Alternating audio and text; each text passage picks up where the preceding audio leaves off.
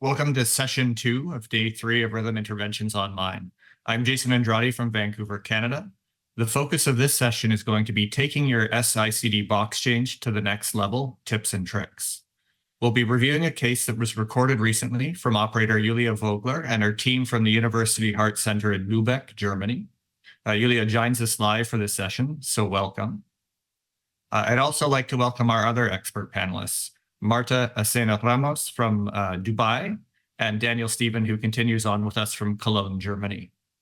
I'd like to remind you all that this is a live session, so please continue to submit your questions to Julia and our panel, and we'll answer as many as we can. They're available on the blue box on your web viewer. So without delay, I'd like to hand over to Julia to kick us off. Thank you very much for the introduction. And we can see the slides. I go to the next slide. So as we didn't have a box change scheduled, we agreed on showing you a live implementation, but we will focus on the highlights which are relevant for the S-ICD box change. And we will pause the video now and then to discuss all relevant points. So let me introduce you our patient. So our patient is 70 years old. He has a BMI of 22, so normal weight. And he actually survived an out of hospital cardiac arrest due to VF. He got a normal workup. He has normal or preserved left ventricular ejection fraction, and he was diagnosed with coronary artery disease. So he has a chronic total occlusion of the left circumflex artery. He also got an MRI, which showed a subendocardial infralateral scar, which is actually in line with his CTO. And he also has paroxysmal AF. On the left side, you can see his ECG. So he underwent screening, and then we scheduled him for an S-ICD implant. And I think we can actually skip the coronary angiography because I think it doesn't add so much to the implantation video. And so we can actually start the video now. So as it is an implantation that we show you, we always start with taping a demo box or generator and a demo lead on the patient. And we always take a fluoroscopic shot and we don't rely on the anatomical marks. We can maybe also pause the video here to discuss some aspects about the preparation for a box change. So this patient is, if you could just pause the video once. So we usually, as you see our setup, we are in the EP lab. So this patient is in cardioanalogous sedation. So we're using a nurse-administered propofol sedation. I think you have a lot of options. You can also go for local anesthesia. I don't know if any one of you go for local anesthesia in S-ICD patients or for general anesthesia. So if we operate in a surgical OR, we go for general anesthesia. If we are in our EP lab, we only use sedation. So is anyone using anything else or has any experience with serratus block? Yeah, so we do both general anesthetic, and we also have an anesthesiologist who is interested in regional blocks. And so we've been adding regional blocks, but it still requires a lot of local just because of the level of block that you get, but it's helpful for minimizing the need for general. Daniel, what about your setting? We do it quite similar to what you just said, Julia, in your setting. When we are in the OR, which is one of the settings where we do the box changes or the implantations, we usually do general anesthesia. And when we do it in the cath lab, where we have trained nurses for cardioanalogous sedation, we'd rather prefer that. And we don't do any serratus block in this setting, just because our anesthesiologists are not that informed with the procedure. Therefore, we stick to our general settings, especially since we usually also perform the testing after the box change and especially after the implantation. So it's quite similar to what you just said from Lübeck. In my case, it's almost the same. I use general anesthesia because the workflow, I think, is better. If you use the serratus block, you have to wait more or less 1 hour to start the procedure after the serratus block. So yeah, it's easier for the workflow to go for general anesthesia. Yeah, I think so as well. So I think we can restart the video then. So regarding preparation, if you restart the video, regarding preparation, what I would recommend for a box change, I didn't have it on the video, is to perform a chest X-ray to check on the preoperative Praetorian score. Because otherwise you might run into trouble when you going to test your patient or do your VF induction. And you just see us here finishing the marking and drawing of the lines, and then within a second you can see the draping and the sterile bath of the patient. So I don't know if that happened to some of you in the panel. So I would also recommend, you see, we prepare a patient for new implantation, but actually if we would go for a box change, I would do the exact same preparation for a box change, because if you have a problem with VF testing, you might end up redraping and preparing the patient once again, because you might end up, if your DFT test is not successful, you might possibly end up doing something like new implantation. Actually, this happened to us once this year. So I would recommend to prepare the patient in the exact same way than you would prepare in a new implantation, which you can see here. I don't know if any of you just use a smaller window for a box change in an S-ICD patient. So I think we did it twice, and now we always do the full preparation. Yeah. So any experience or anyone that ran into trouble preparing a small window? Yeah, we had that once in the EP lab where we tried to do a box change with a little less of an effort than we usually would, and the exact same thing happened. That after the testing, we had to reposition the box and also work on the lead, and therefore it's our routine as well to change to prep the patient in a full way to get that done, and to also be prepared for the situation that you have to do more than just the generator change. Yeah, so I think that is maybe one of the key things you should have in mind, because it's not just a box change with the S-ICD, and that's also why I would recommend a chest X-ray prior to the implantation, because in the patient that where it happened to us, actually on the chest X-ray, you could see that the lead was positioned too cranial, and you could also you could kind of predict what was happening later on. And then you see us finishing the draping. Actually, we also use these drapes. I think most of you will use that as well. And then in this case, our nurses also prepared the groin, but that's not our typical approach, even though we use sedation. Then we use local anesthetics. We usually also use some long-acting local anesthetics so that you have a longer effect. And I also I always use it for the pocket, but also in a new implant, I would also use it for, which you can see here, for the xiphoid incision, which you can see later on. And then I think that's the last shot of local anesthetic there. And then we are doing the skin incision. In this case, you see we are using electrocautery. We also have the luxury to have a plasma blade in place, but usually we only use it for complex procedures like lead repositioning, CRT, box changes. I don't know if any one of you is using plasma blade as the only cautery.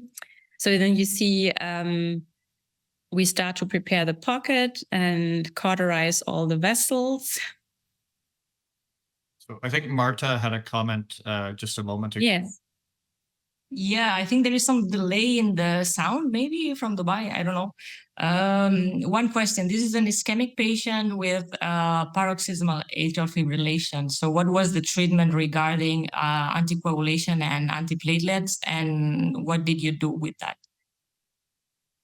So actually, he only had direct oral and anticoagulation. He had apixaban, and we skipped it the day prior to the procedure.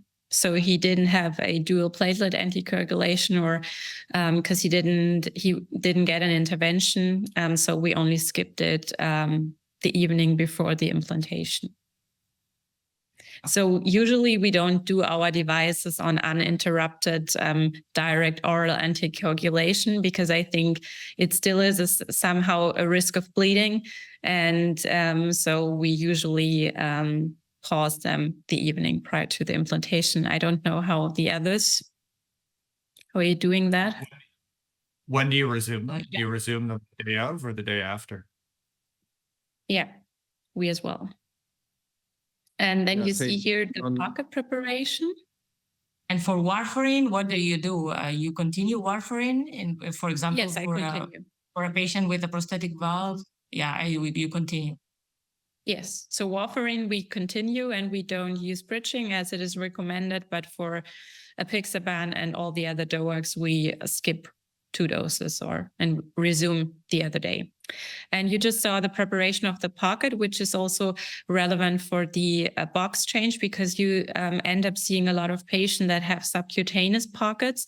And I would recommend to go for an intermuscular pocket. I think later on the video zooms in the pocket, then you can nicely see the serratus anterior and the latissimus dorsi. And then we continued to do the skyfoot incision. And I think it's not regarding a box change. You might end up doing this, as I told you before. When you end up doing a new implantation, then either you do 2 incisions, or if you have a patient that got a 3 incision technique in the beginning, you might have to open all 3. But usually you can extract those leads pretty easily if you have to reposition the lead as well in case of a box change. Then you see us preparing down to the fascia. And then we put the sutures there. I think it's in a second.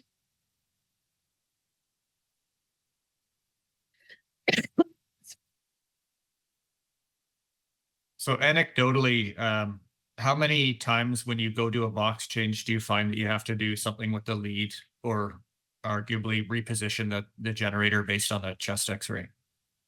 So actually, I think we did this twice this year, but we didn't have that many box changes so far.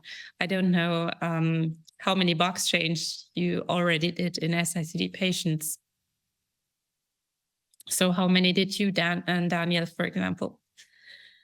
Yeah, I think we have done in total like 10 or 12, I suppose, and it's really not very frequent. And amongst these 10 or 12, we had like 1 or 2 where we had to change something on the lead. So it's a quite rare incidence. But as we initially said, once you encounter this problem, you want to be prepared for everything, and therefore it's always worthwhile to have everything prepped. But it's a rare incidence if you haven't seen anything unusual beforehand in your chest X-ray or in your interrogation of the device, or anything clinically happened to the patient. If this is just rocking up as a regular box change, it's very rare to not achieve values that are okay for the lead during the box change procedure. Yes, I think that's the same for us. I think maybe 10 box changes so far.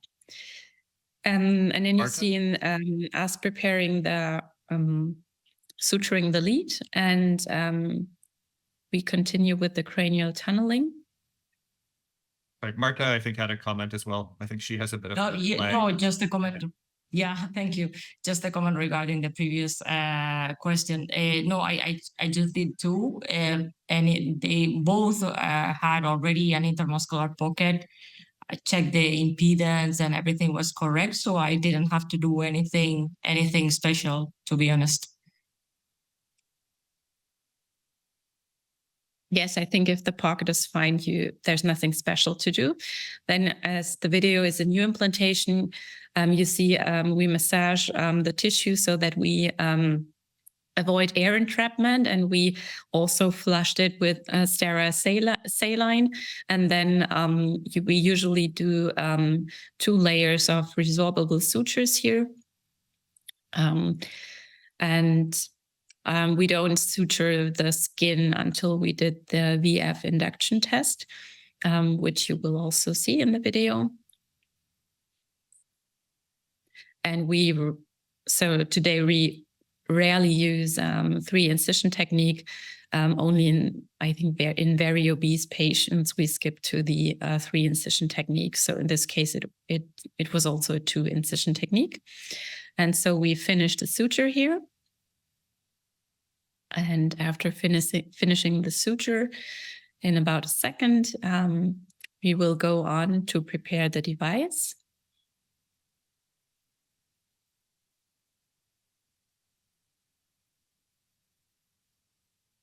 So you said one question. Do you do anything special for high BMI patients in your So maybe we implants? pause the video for a second.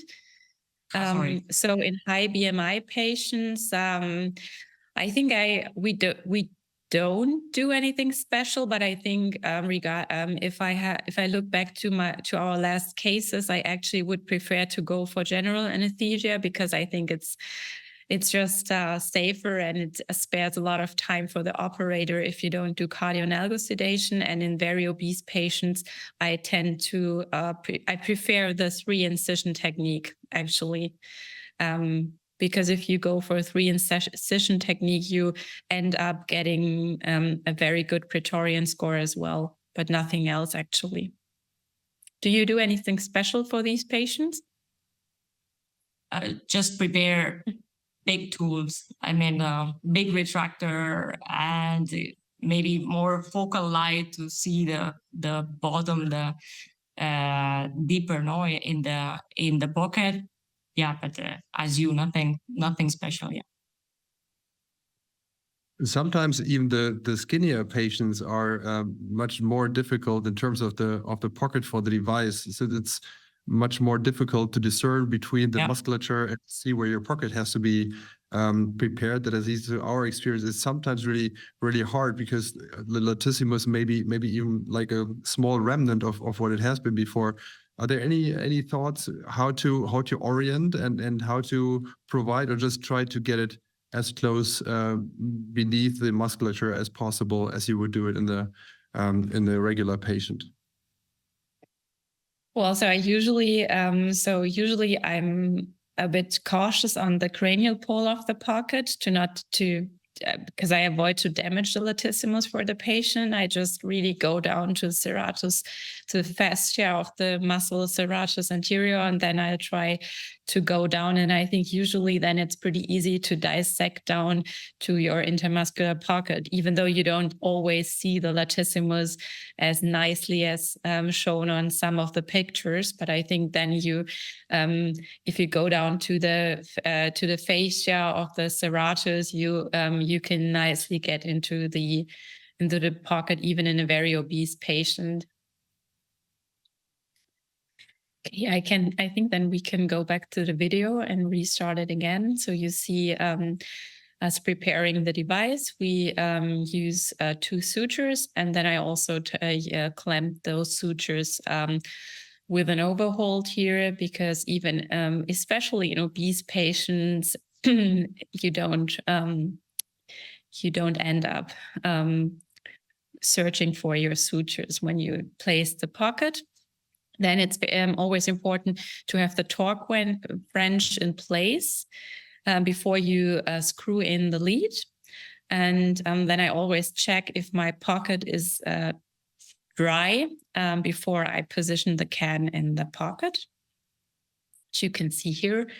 And in this patient, I think the incision was actually pretty long, but I think even in female patients, you can have a pretty small incision. And here you can nicely see the you could nicely see the latissimus and the serratus anterior of the intermuscular pocket. I suture down the generator, and then I usually, which you can see within a couple of seconds, I try to close the pocket, usually with a single knot. I also do this in patients with a box change.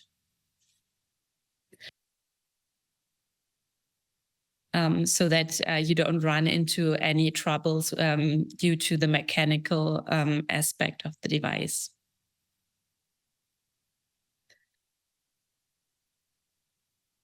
So does any one of you using other suture techniques here? No, I'm using exactly the same as you. Same here with the I'd say- single knot sutures. So the only And you difference use, for us, sorry. sorry, go on. No, I presume you never use silk, no? You use Etibond or Permicron. The sutures are Permicron or Etibond, right? So my sutures here are Vicryl, and so the non-resorbable are Ethibond, and the resorbable are Vicryl. Mm-hmm. I wouldn't advise to use silk, right? Because I don't know, it's a it can break more easily.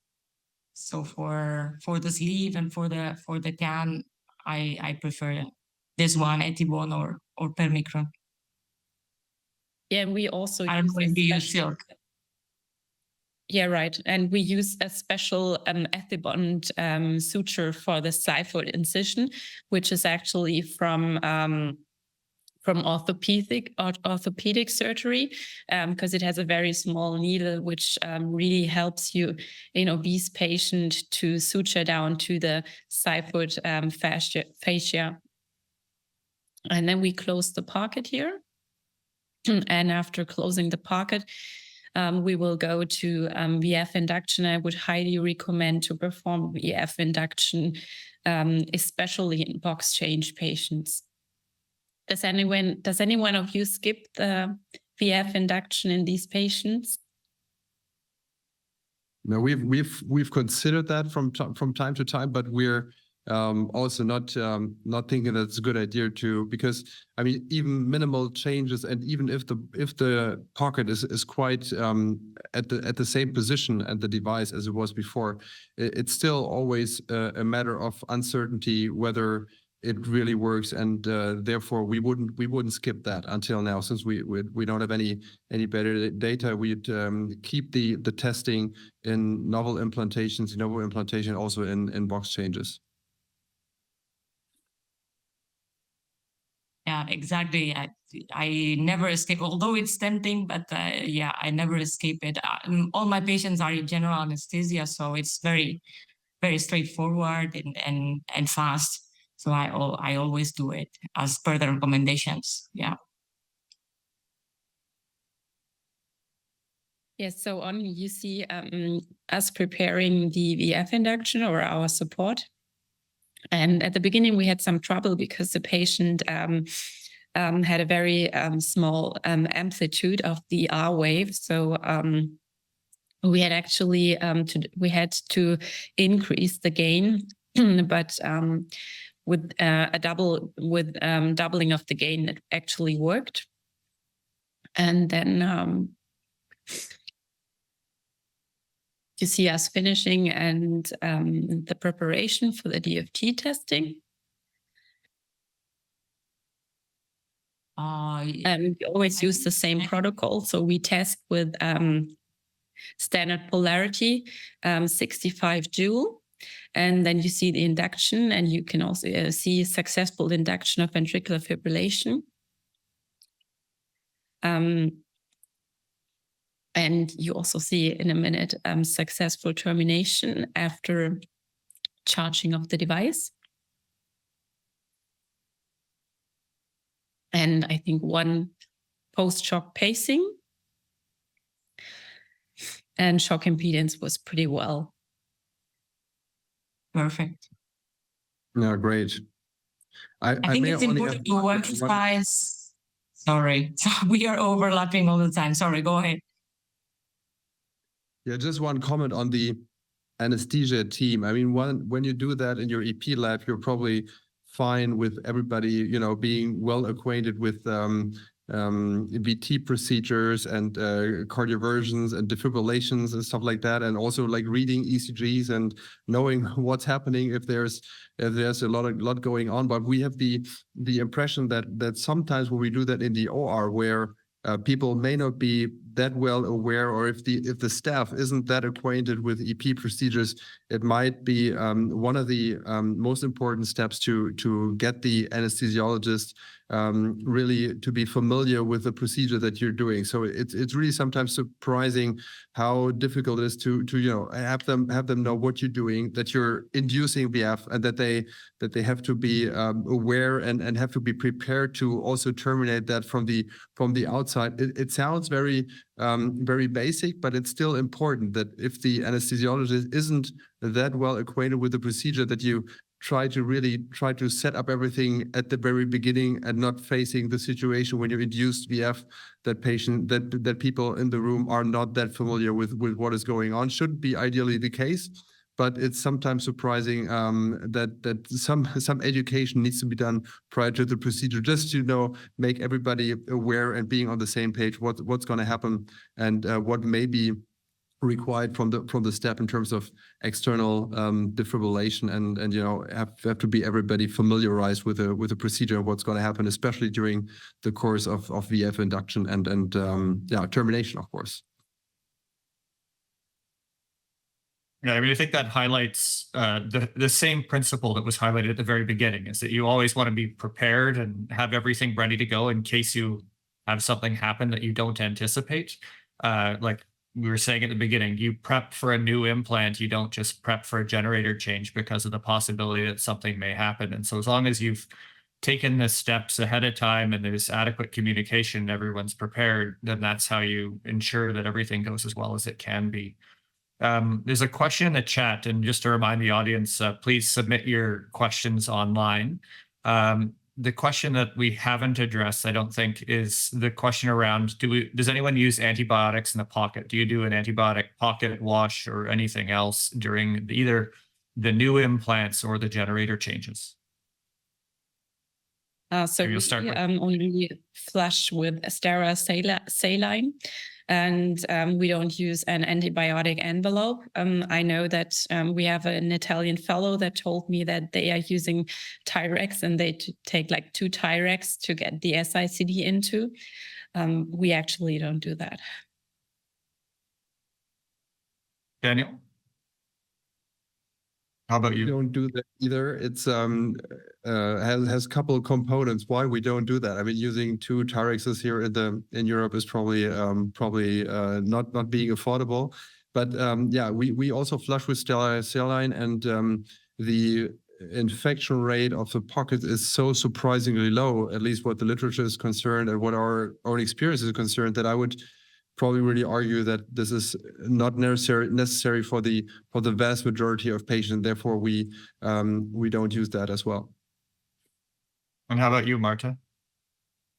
Yeah, the same for me. To avoid air entrapment, I put saline before closing the wound, but no antibiotics at all. As we were saying, it's very, very extremely rare to see an infection if you do an intermuscular pocket.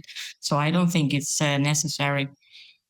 Even for battery exchanges, I don't think it's necessary.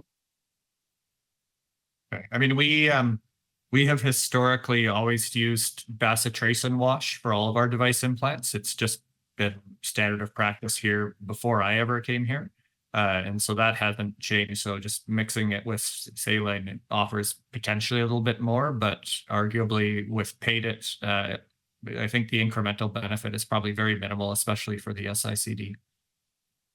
Another question that was there, but I think we've all addressed it, is does everybody do DFT for every generator change? And I think everyone was in agreement that yes, we do.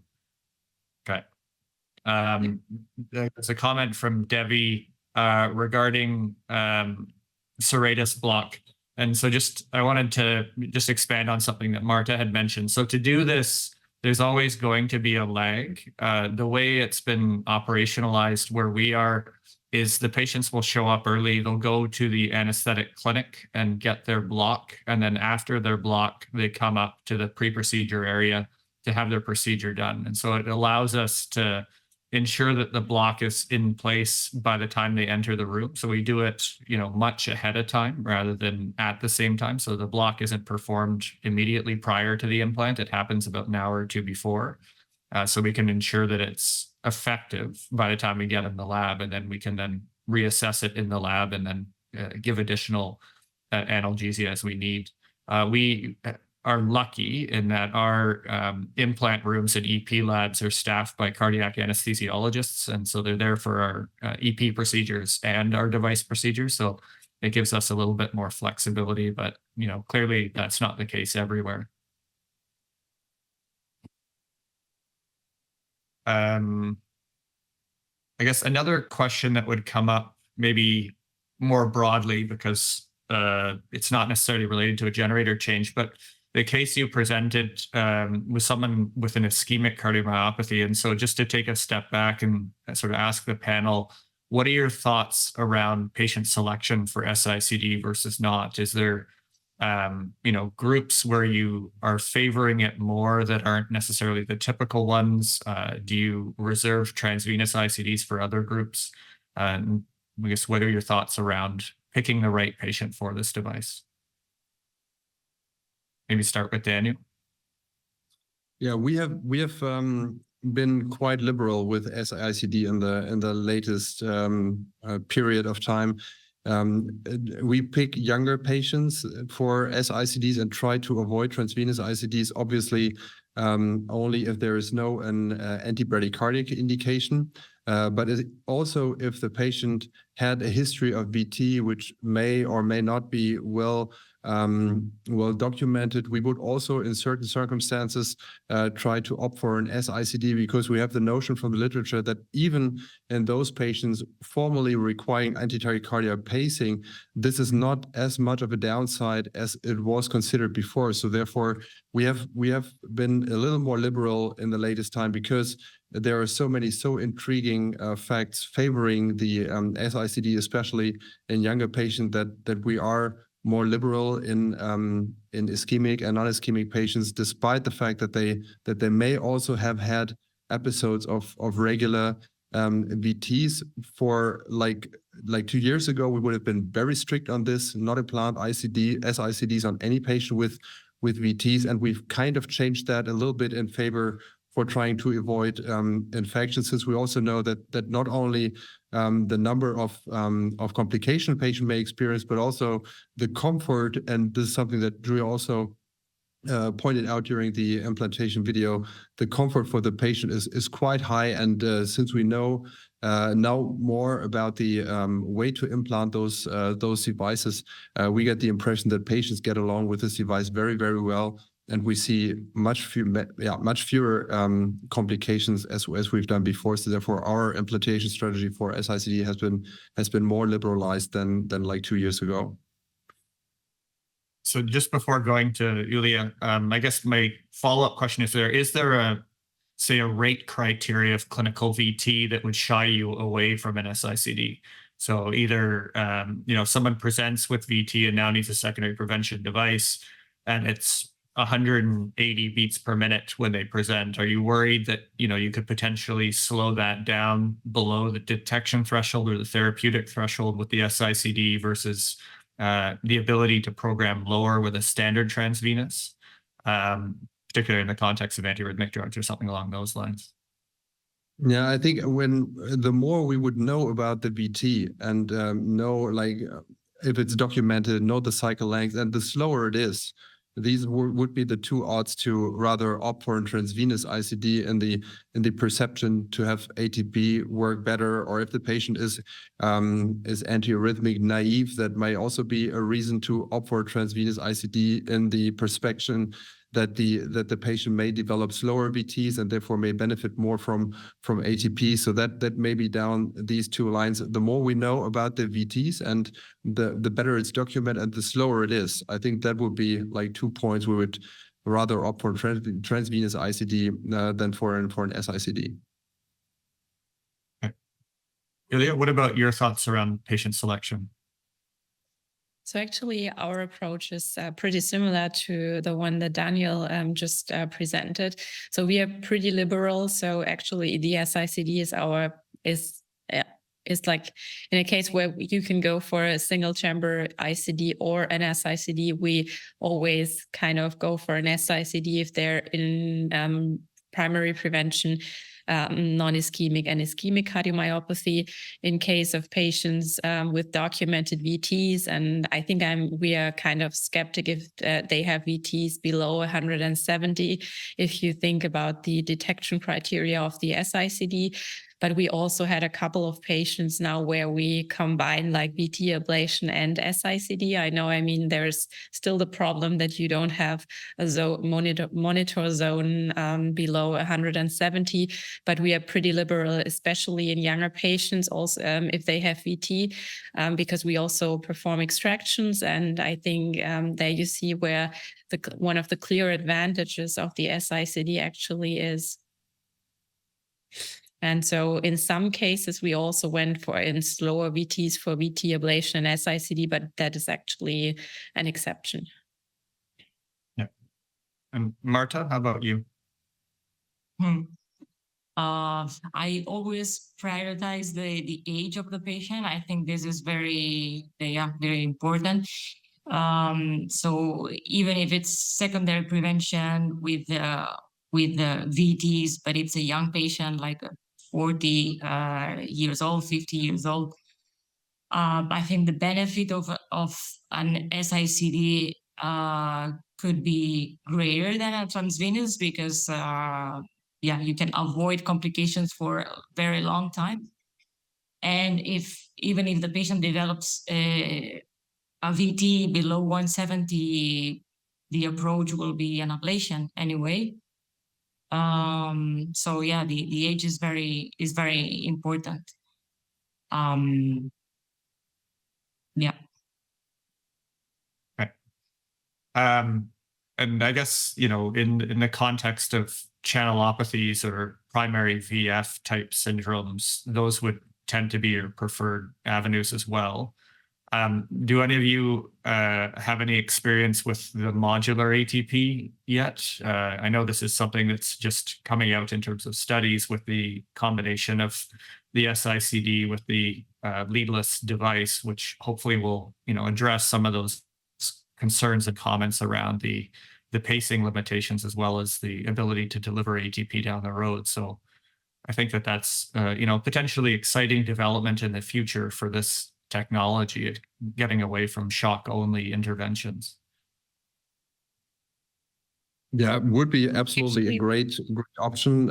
Unfortunately, we have heard about this like for a couple of years now, and at least here in Cologne, we aren't very close to seeing that outside of studies. So therefore, yeah, we are eagerly looking forward to that because, as we just discussed, it's probably one of the best options that you can even imagine on these patients to combine both the anti-bradycardic and also anti-tachycardic pacing. This would be a fantastic combination. But until now, we still, at least here in Germany, stick to the option that we have, and that's solely implantation of S-ICD and combining that with VT ablation in those specific cases where VT play and anti-tachycardic pacing plays a role. The same for us, Really? but actually I can't wait to get this modular ATP because I think if you have a lot of S-ICD patients now and then, you will see them having VTs, and you would love to have an ATP because sometimes even though you did try to kind of anticipate if he's going to have monomorphic VT, Sometimes you end up dealing with the shocks. So I'm kind of waiting for it. And I think the positive or the good thing is that the actual S-ICD will be upgradable to the modular ATP. That's what they say. And so I think this is a good option then. Yeah, so one of the things that often, oh, sorry, Marta, go on. No, sorry, nothing. We don't have it either in Dubai. We always go a little bit after US and Europe. So I hope you can have it early. So we can have it early too. But one of my ideas about this modular ATP is that I don't know what you think about it, but I don't think I'm gonna implant the leadless module from the beginning. Probably the idea behind is to do a normal implant, and then later on, if the patient develops some VT that needs ATP, you will decide for an ablation or maybe the implant of this device. Yeah.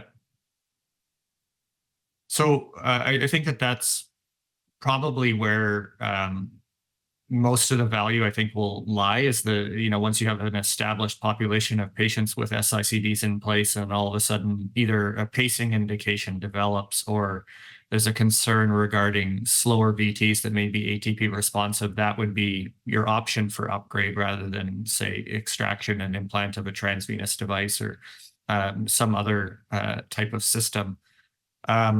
To go a little bit in a different direction, one of the things that we often talk about in our center, so we have a multidisciplinary team of electrophysiologists and cardiac surgeons who do our implants. And every week we meet and we speak about case selection and some of the discussion around which device would be chosen.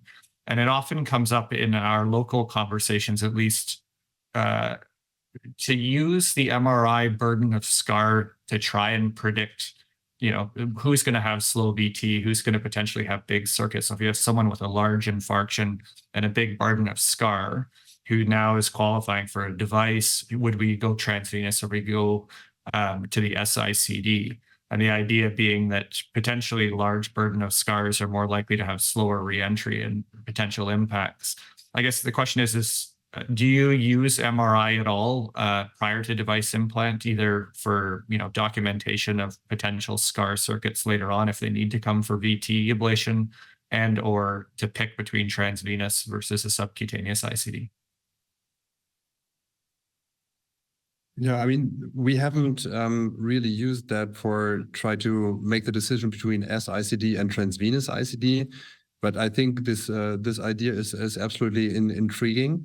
As you just explained, we use it of course, for risk stratification in certain patients where the left ventricular ejection fraction isn't that clear, and where we have this doubt whether the primary prevention is really worthwhile for these patients. So we use it for those patients to determine the amount of scar. And then in a third aspect, it's obviously also worthwhile to have this imaging in case of this patient's requiring some VT ablation down the road in the next couple of years. So just to have a baseline MRI if you wish to see where the scar may be located, because I think also on VT ablation this is a huge topic, and we've learned from image integration, either from CT and from MRI, that we can facilitate our procedures by much if we have this imaging facilities beforehand. And this is the reason why we try to have MRI imaging beforehand, to see whether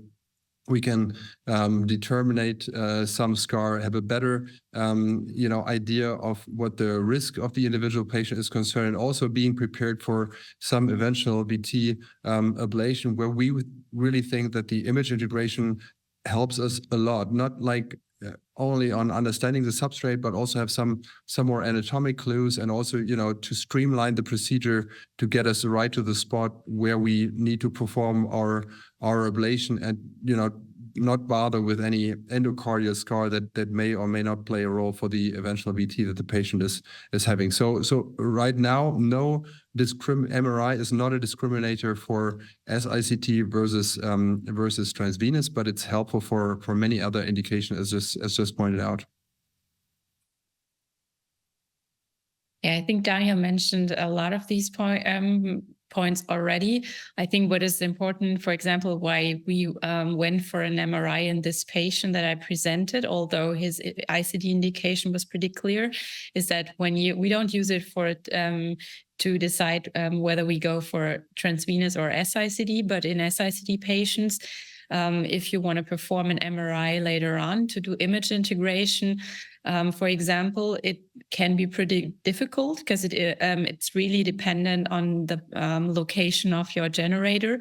Because we have some patients where with an S-ICD who underwent MRI and we got good images and we're even able to see late gadolinium enhancement. But we also have a very young patient where the pocket was positioned more anterior, and then you don't have any chance to get sufficient images. So if you want to have an MRI for later on, whatever, I think you should do it prior to implanting an S-ICD.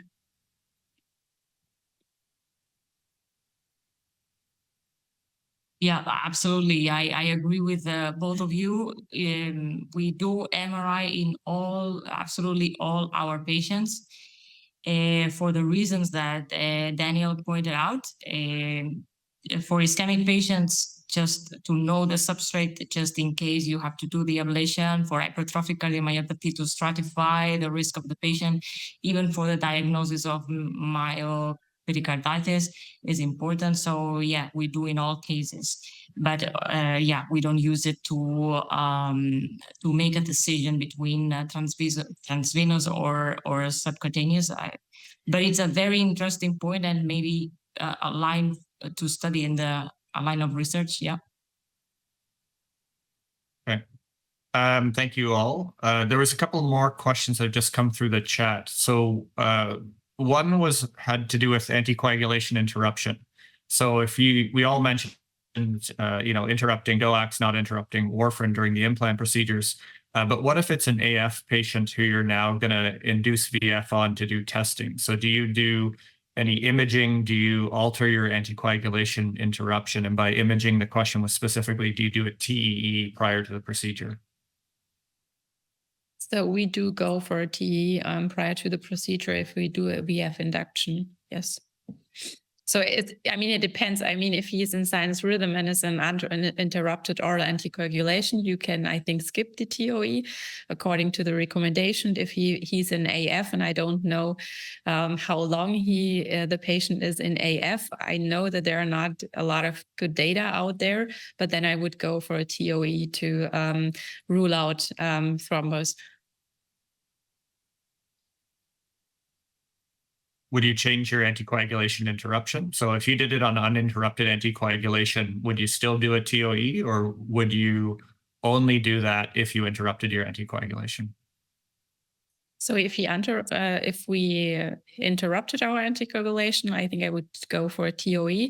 So if I have an AF patient and I go to induction and testing and cardioversion, I would not interrupt my anticoagulation, and I would skip the TOE if he is in sinus and has uninterrupted anticoagulation. If he is in atrial fibrillation, I am for an unknown duration, I would continue anticoagulation, do a TOE, and do the VF induction. I think there are no pretty strict guidelines there, but then I go for safety. And if I perform cardioversion, I would also continue anticoagulation, because I think the risk of stroke is especially high within the first week after cardioversion. Yeah, I mean, I don't think we have clear guidance. It's more, the practical question that's being asked is just what your experience is and what you would recommend. The other question that came up, which is maybe a little bit relevant to the generator change piece, is how would you deal with pocket infections for an S-ICD, and would you deal with it differently than you would with a standard transvenous ICD pocket infection?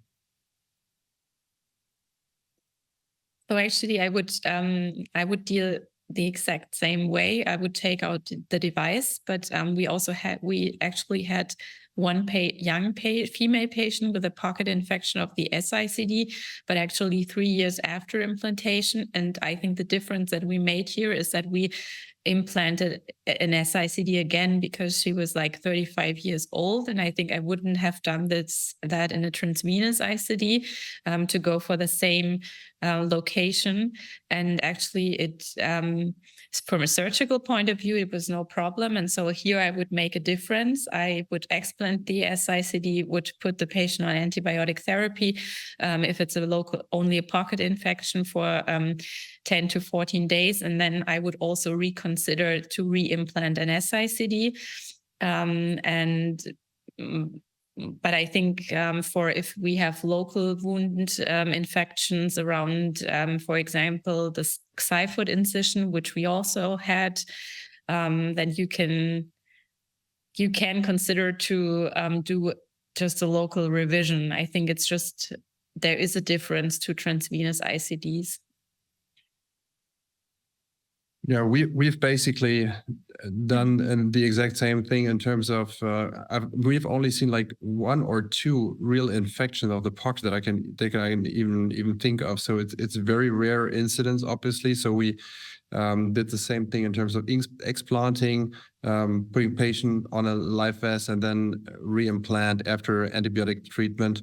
And that worked well. And we had one other incident of lead-associated problems in terms of a skin ulceration of the sternal lead, like beyond on the sternal lead. So therefore, the device had to be explanted because of the skin ulceration in a very, very skinny patient. And in this particular case, the system was just explanted because luckily the LV function was a primary prevention case. The LV function had also normalized to 50%, and therefore no reimplantation was necessary. But that's that would be our procedure, as Julia said, to explant, do antibiotic treatment, and then reimplant if necessary. We haven't had the case to skip these patients to transvenous treatment that has not been necessary, but also due to the small number of patients where we encountered this problem. I think we have to differentiate the small the cellulitis or the small abscesses that we can find maybe easily in the first weeks after an implant, the abscesses in the stitches. In these cases, you can give local oral antibiotic, and in most of the cases, the problem is resolved. Another thing is late infection when you have erosion of the skin, which happens only, I think, with subcutaneous pockets. If you have erosion of the skin or signs of systemic infection, of course you have to extract all the system. But if you have some localized infection of the pocket, why not take advantage of not having anything in the vessels?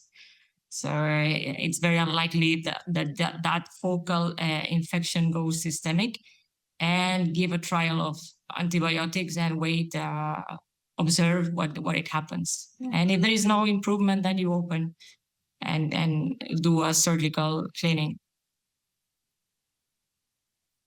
Okay. So we're coming up near the end of the session. I just wanted to thank Julia for a wonderful video and case presentation, and thank you all for an amazing discussion. Before we wrap up, maybe I'll give each of you just a moment for some final thoughts and comments on the case presentation that we saw and the overall topic of the generator changes in the S-ICD. So I guess, from left to right, Daniel, do you have any final thoughts? Yeah, I think we saw an excellent case on a very reproducibly performable procedure, which is one of the major advantages. The number of complications you can you can encounter during the implantation is luckily very, very low. So I think it was a very nice case. The preparation was nicely shown. I think we made a couple of important points in terms of the preparation, especially for the generator change to really prep the patient in a normal way, to also be prepared for more extensive surgical aspects, and also revise the lead maybe. So therefore, I think it was a very nice case, and we discussed most of the relevant topics also in terms of the indication. I think this is also something that we may encounter down the road in many more hospitals now, that the indication is more liberal than it has been before. And I think that are the most important aspects from my perspective. Marta, how about you? And then we'll finish with Julia, because it was her case. Nothing. Congratulate Julia for an excellent video. We saw in detail very, very good implant. And I think we went through all the main aspects of an implant, from the anticoagulation management to infection management to indications. It was a very enlightening session, and I thank you for this invitation. And Julia? Yeah, thank you very much for the invitation and for the opportunity to show our case. I think both Daniel and Marta highlighted all relevant aspects, and I think for box change, it's the same for a new implantation. Be prepared. And be prepared to eventually go into a new implantation, which I hope doesn't happen. And if you're familiar with your new implantation, and if you're prepared, I think you will have a smoothly going box generator change. All right. Well, thank you very much to Julia, Marta, and Daniel for such a fantastic conversation. As you know, there's plenty more to come on day 3 of Rio 2023. Our next session will start in a couple of minutes. It'll be Devi Nair presenting a case with the globe catheter. So I hope you can stick around and join us for the next session. And thank you, everyone, for joining us this morning, or evening, I guess, too. Thank you.